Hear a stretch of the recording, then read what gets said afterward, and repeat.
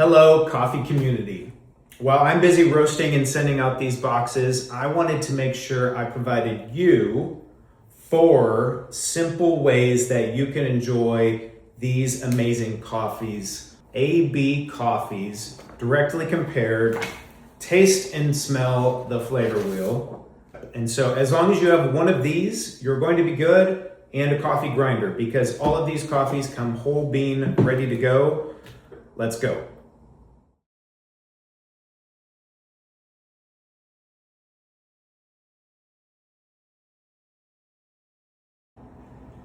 Here we are, brew method number 4. If you want to taste and try coffee, sensory skill development requires controlling the brewing. And so the final way that I'm demonstrating here to control your brewing is through cupping.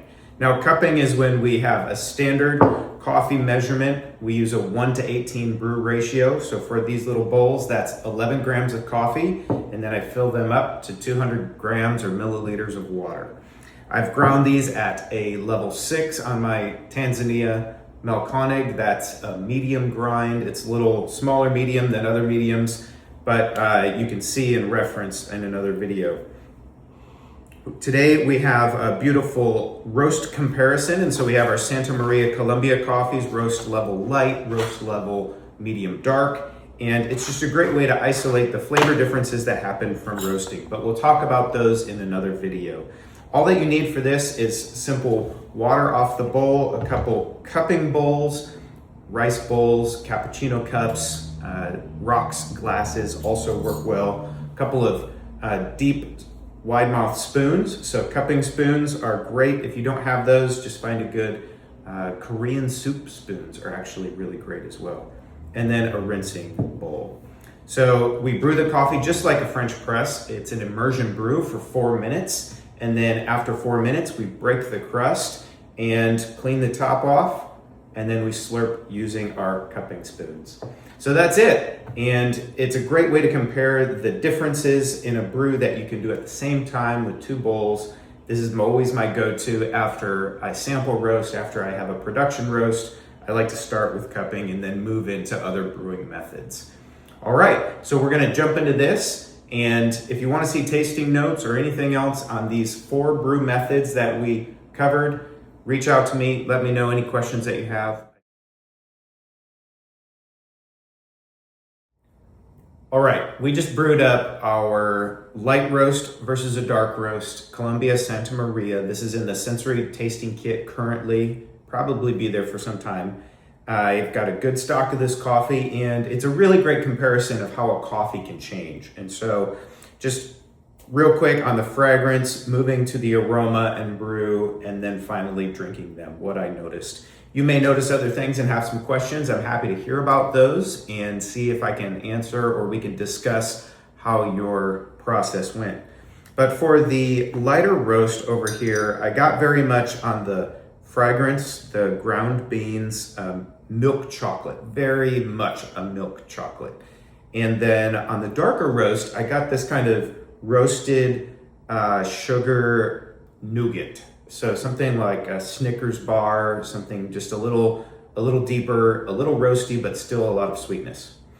The aroma on the first one was very floral, kind of walnut, and sometimes you get walnut, it's this nutty, green, fresh, raw fruit. It's a nut, fruit nut. And then for the dark roast, it was more spicy and kind of a spicy, roasty, purple, heavy, Bing cherry. So something dark red, something dark purple. So then I drank them, and immediately on this one, it was just bright, hit me with a lot of acidity. It kind of had a lemongrass character to it, very refreshing. But the body was just kind of a medium body, just kind of hanging out in the middle. And then moving to this one, immediately I was just hit with a bitterness that wasn't present in the first one. And that bitterness is very much due to the roasting, the carbonized sugars. It was fuller, it just coated my mouth fuller and longer, heavier. And it was that burnt sugar, kind of like when you set your marshmallow on fire when you're roasting marshmallows. And so kind of that toasted sugar, toasted marshmallow. It's cooling nice. There's a lot of syrupy sweetness in it. I think when it was hot, bitterness and that roasty character really is pronounced when it's hot. As this one cools, it's also, I think it's balancing, it's rounding out a little more. That brightness and sharpness in the acidity is coming down again as it's cooling.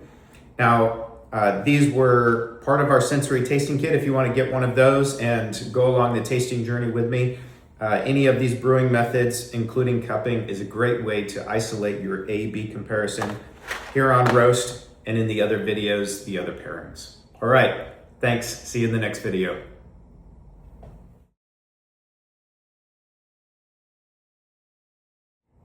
Hey there, coffee community. My name's Adam, and I'm on a mission to make life better using specialty coffee. So if you're into coffee, you want to grow in your sensory tasting training, I've got kits and tools available for that. Roasting supplies, cupping supplies, lab resources for coffee professionals. I'd love to help you take the next step in your coffee playground, your learning journey, whether it's certified courses or it's just how to do this, how do I grow? I'd love to help you and join you on the journey. So if you have any questions, reach out to me. If you like this video or any others that come before and after it, share it with a friend and let me know where you're at in the coffee world. Maybe we'll meet up for a show or a class. I'd love to see you and bring you in on the community. All right, keep growing, make life better. See you in the next video.